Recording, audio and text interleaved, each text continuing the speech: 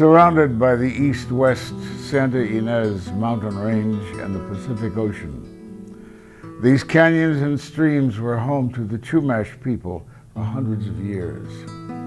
When Spanish soldiers established Santa Barbara in the 1700s, they were granted 50-acre land parcels from the King of Spain.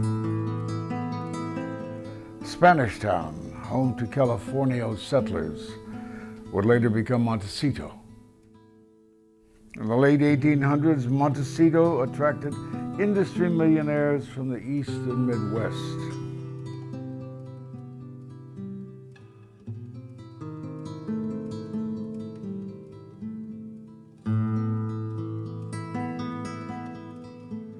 In 1877, O.A. Stafford, a journalist from Wisconsin, bought Rockland Farm. Two streams came together here to bring life to the land. He cleared the 45 acres to plant fruit orchards. I recall the time when the two Stafford boys planted acorns in the rock which is now split by the oak tree roots.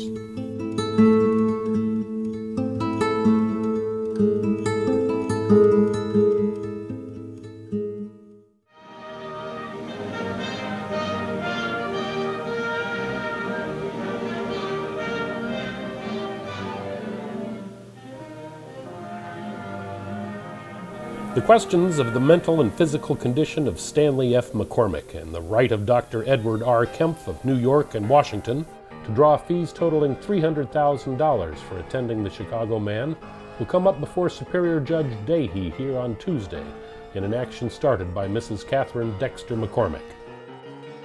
This chapter in the contest, waged here and in Chicago for 2 years by Mrs. McCormick, is likely to revolve around 6,000 pages of medical reports turned in by 16 different gland, brain, and surgical experts during the last 23 years of Stanley McCormick's strange illness.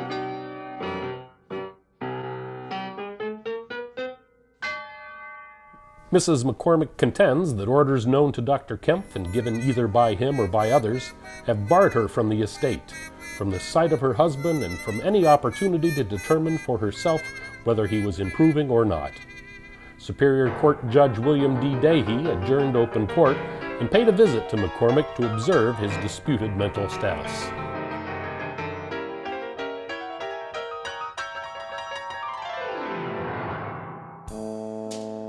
Stanley McCormick was not close to his millionaire inventor father.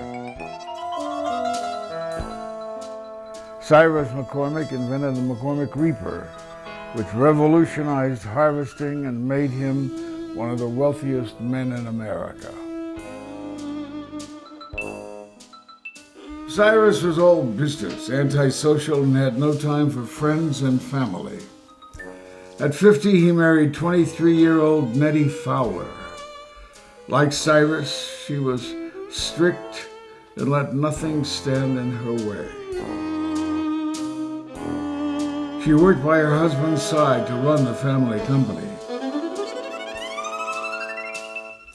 In her Victorian way, she raised their children with religious zealotry and guilt complexes.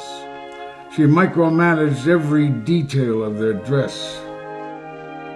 When they were ill, she experimented with bizarre health fads and remedies.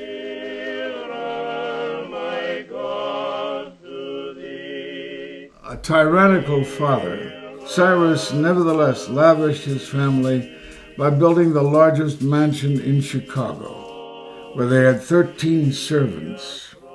But privilege here was not the soil for peace. An intolerant, controlling mother, Nettie would lock her children in a dark closet as a means to keep them in line.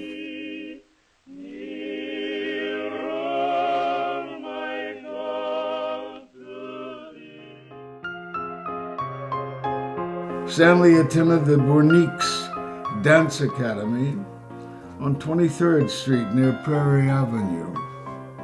There he learned to waltz and polka and became infatuated with a girl named Katharine Dexter.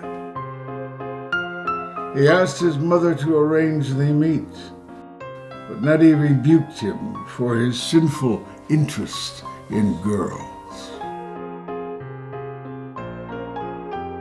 The children developed habits of anxiety and indecision that would affect them for the rest of their lives. Sadly, 3 were closet sociopaths, and 2 proved to be psychotic, requiring long-term psychiatric care. In 1896, Stanley graduated cum laude from Princeton University, where he carried his younger brother Harold through the rigorous coursework as well. As a reward, Stanley toured Europe with his ever-controlling mother. At this time, he had more interest in being an artist than assuming the McCormick family business. In Paris's enrollment in art school and interest in women troubled Nettie to the point that she developed mysterious ailments, forcing them to return home. Stanley's sister, Mary Virginia, had a nervous breakdown and was diagnosed with dementia praecox. It was around 1909 that the term dementia praecox would start being replaced with the term schizophrenia, and they were used interchangeably until 1952. To provide a private sanitarium for her, the family bought the 87-acre property, formerly Rockland Farm.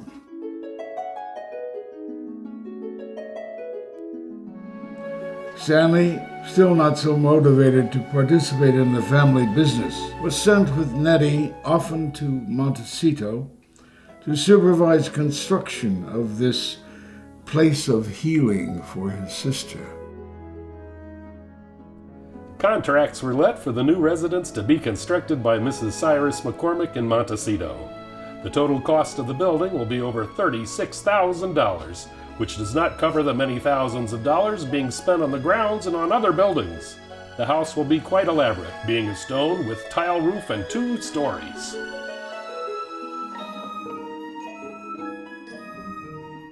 Between 1898 and 1900, Stanley escaped his oppressive family by contracting a mysterious lung ailment that necessitated buying a ranch in New Mexico in order to get some fresh air. It seems he learned a thing or 2 from his mother, that sickness was a means to get one's way. Fate would bring Stanley and Katharine Dexter together again while Stanley was traveling through Massachusetts. On spotting her dining with her mother Josephine, he unabashedly approached them. Josephine was, of course, cordial to the son of a McCormick. By this time, Stanley had finally made his mark on the family business. Forging a deal in Paris, International Harvester's European market magnified the family fortune. Stanley began pursuing Katharine intensely, but Katharine had other ambitions. A biology major at MIT, she would be the first woman there to graduate with a science degree, and the second woman, period. Though she loved Stanley, his behavior at times caused her concern. Making matters worse, Stanley's possessive mother was openly hostile to her.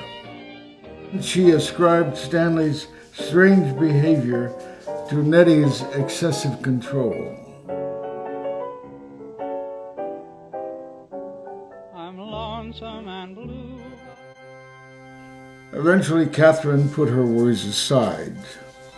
On September 15th, they married at her Dexter estate house in Geneva, Switzerland. Nettie began a letter campaign that would direct every move of their 9-month honeymoon. The honeymoon was a marital disaster. Stanley's sexual hang-ups and phobias prevented them from consummating their marriage. As Stanley's mental condition deteriorated, Katharine was dedicated to helping him. But his unexplainable outbursts increased. There was an incident where he assaulted his dentist, and the dentist returned the favor. Katharine was afraid for her own safety after he became aggressive with her. She had him admitted to McLean Hospital, where he was diagnosed with dementia precox. Declared mentally incompetent, a judge appointed Stanley's siblings, Harold and Anita, and his wife Katharine, to be his personal care board under Dr. Meyer, the primary psychiatrist at Johns Hopkins. Since his sister had been transferred to a sanitarium in Pasadena, they brought Stanley to Riven Rock. Little did Stanley know when overseeing its construction that it would become his asylum. And little did he know that while there, that he'd become the center of a much sensationalized custody battle over his mental health care.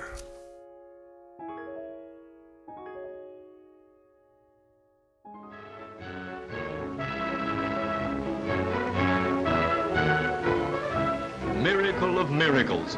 Young McCormick's invention was actually reaping grain.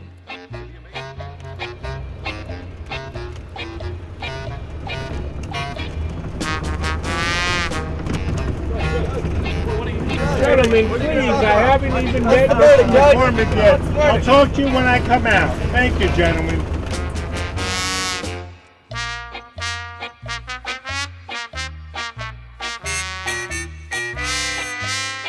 They saw the ponderous creation jolting down John Steele's field on its big main wheel, and the stout gears which Cyrus had hewn with his own hands.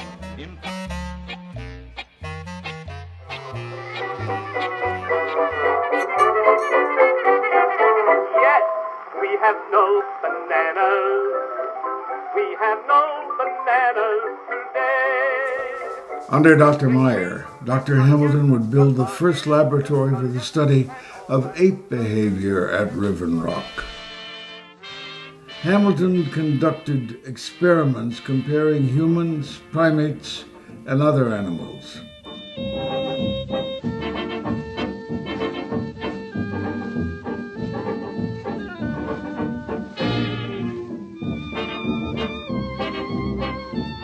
And what psychiatrists would want to further their own research while caring for Stanley on a beautiful 87-acre estate? If there ever was a place ready for the reaping of opportunity for a psychiatrist, Riven Rock was ripe for exploitation. In general, they helped themselves more than they helped Stanley. Katharine finally got Hamilton's resignation. After funding his primate research for years, Stanley's condition remained unimproved. About 2 years ago, I took up very earnestly the general question of having Stanley examined for internal glandular deficiency. I believe it to be an important part of the investigation, and until it is done, I shall not feel we have even touched on a very vital side of the general situation.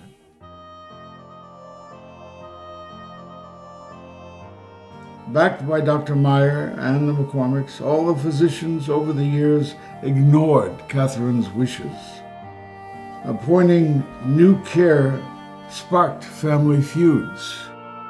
Harold and Anita made sure that each doctor appointed would treat her as the meddler they thought she was. All the psychiatrists exerted immense control over visitation of Stanley. Their decision to keep Nettie away, she had to watch him through binoculars, maybe not a bad idea. However, he did write to her. It was quite a master stroke to plant me down in Riven Rock, and my relationship to everything here is governed by my association with you. We worked together on Riven Rock, and it was not in vain. Every ounce of effort we put into Riven Rock is well invested, and a desirable spot. The beauty. I never grow tired of the scenery here and never cease to enjoy it. Of course, Montecito is the gem of the neighborhood. Put them all together, they spell mother. A word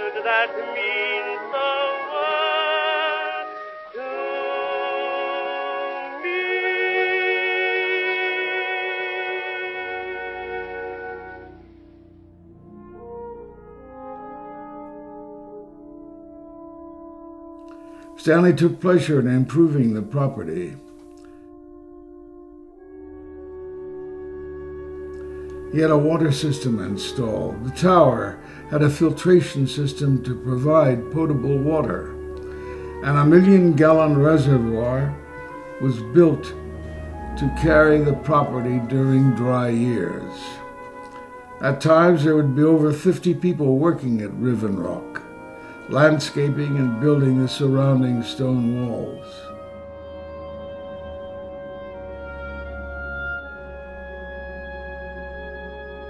Meanwhile, Katharine had more to do in life than watch her husband through binoculars. She became a trailblazer for women's rights.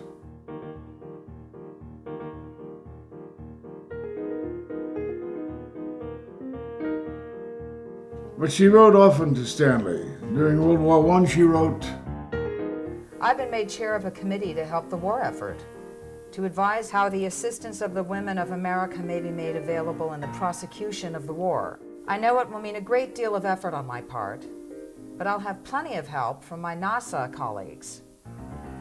I'm so enthused about the job, I can't wait to begin. The Women's Committee of the National Council of Defense was responsible for food conservation, collection of Red Cross supplies, child welfare, and the protection of women in industry.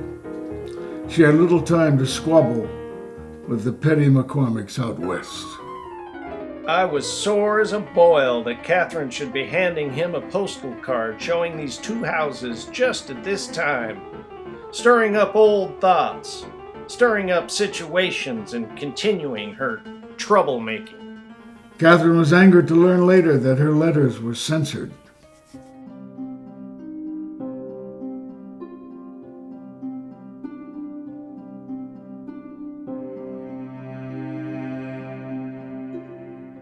On hearing of his mother's death, Stanley was calm, and he ordered flowers for her funeral. 2 weeks later, Katharine received a poem from Stanley, the first he had written since their honeymoon.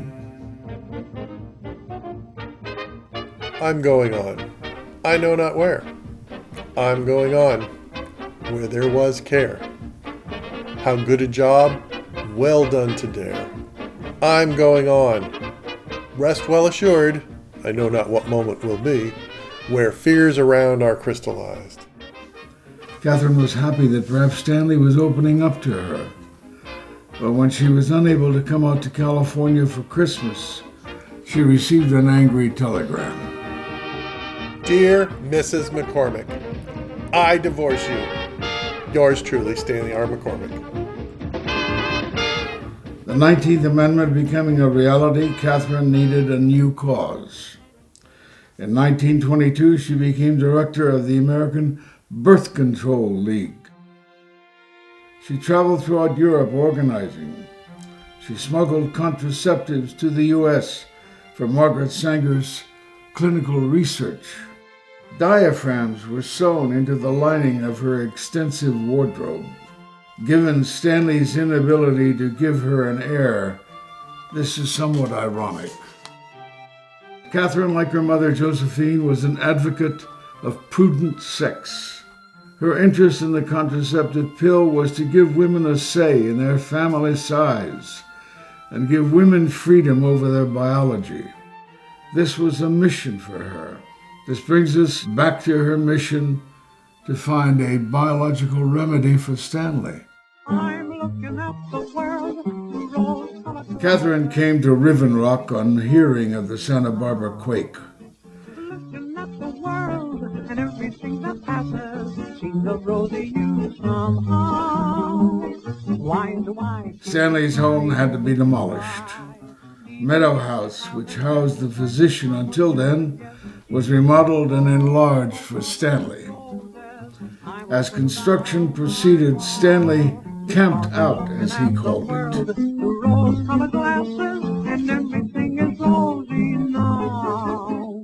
I've said goodbye to Mr. The resident psychiatrist at the time, Dr. Brush, complained of having estate management chores not related to Stanley's treatment. He was shown the door.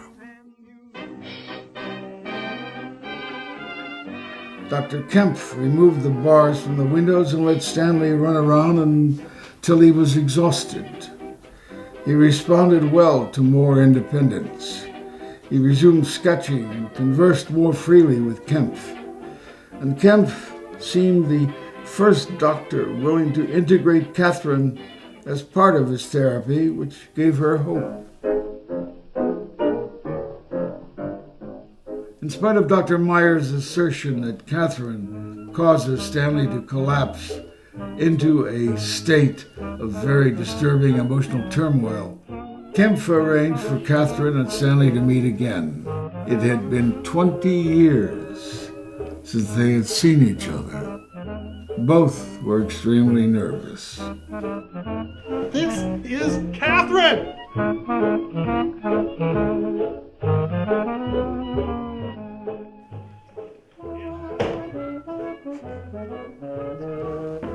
You have to behave now.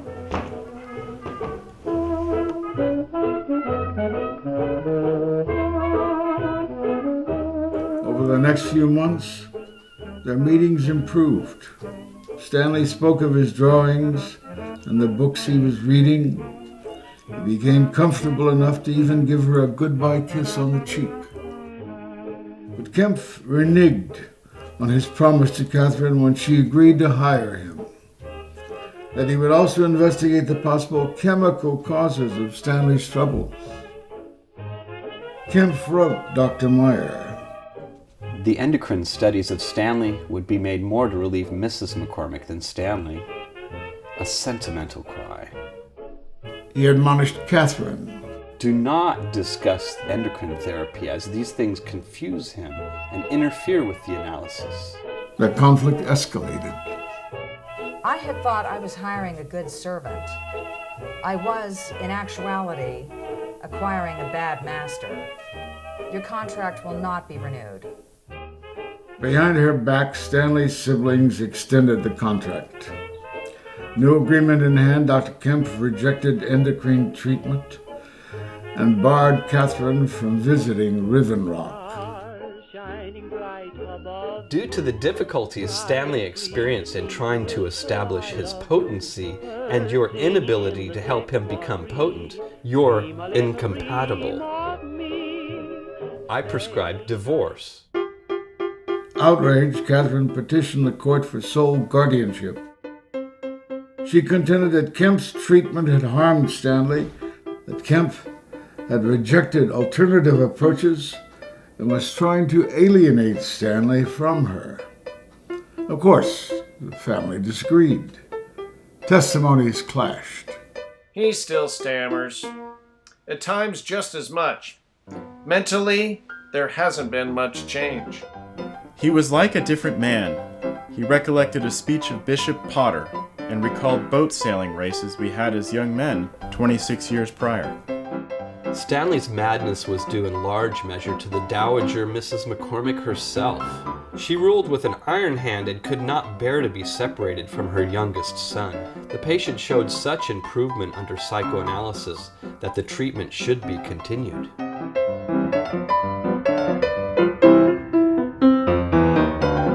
My visits to Riven Rock have convinced me that Mr. McCormick is deriving no benefit from psychoanalytic treatments. In fact, McCormick told me that he does not like the treatments and does not believe that they are doing him any good.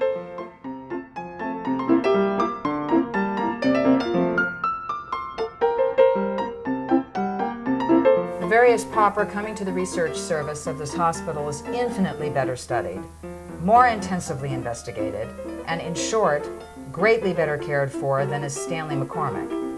It was the recognition of this fact which drove me to ask your court to give me sole control of his care.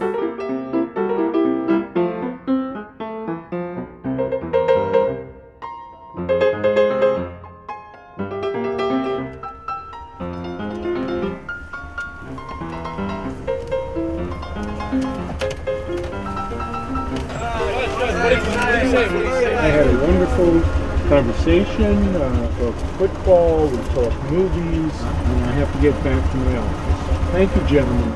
Good day, sir.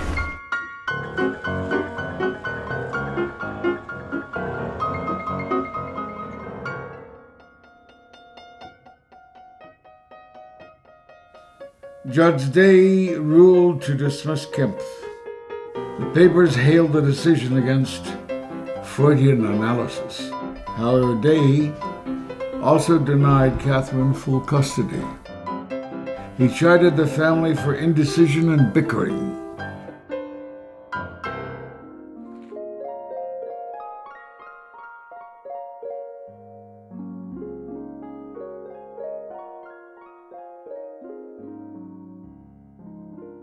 The condition of Stanley McCormick has improved to such an extent that he has assumed management of his big estate on the western coast.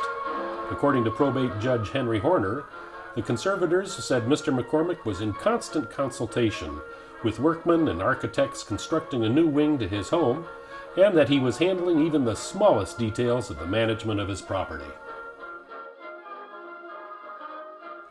Stanley kept local people working and entertaining at his estate through the Great Depression.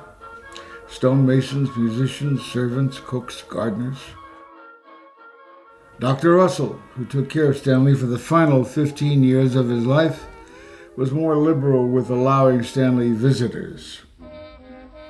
In 1939, Katharine moved to Santa Barbara.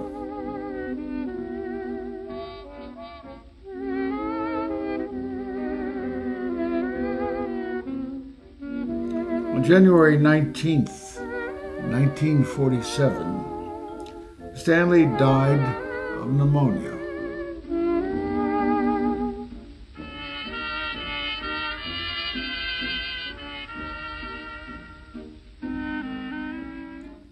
Another legal battle was waged over Stanley's estate when Anita challenged Katharine's claim.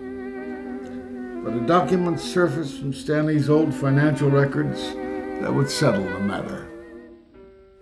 I hereby bequeath my entire estate to my wife, Katharine Dexter McCormick. I also make her the executrix of my estate. Katharine redirected her attention to philanthropy. In Stanley's name, she donated to Princeton University, to MIT, and to many local projects such as the Santa Barbara Museum of Art and the Lobero Theater. Katharine funded nearly all of the development of the contraceptive pill, first licensed in 1960. Only a few years after Stanley's death, research psychiatrists conclusively linked schizophrenia to a chemical imbalance, as Katharine had insisted all along. Montecito resident author T.C. Boyle's imagination was catalyzed by the rich Freudian backdrop and rather soap opera lives of the rich and famous history of Riven Rock to write a novel. Sometimes truth is stranger than fiction, and sometimes fiction is stranger than the truth. Certainly, Riven Rock provides much fertile soil for the imagination to reap stories about intricate, challenging, troubled relationships, sex and repression, madness and human greed. But for all the sensationalism, Riven Rock was simply a place created to seek wellness, where beauty, art, culture, and philanthropy also blossomed.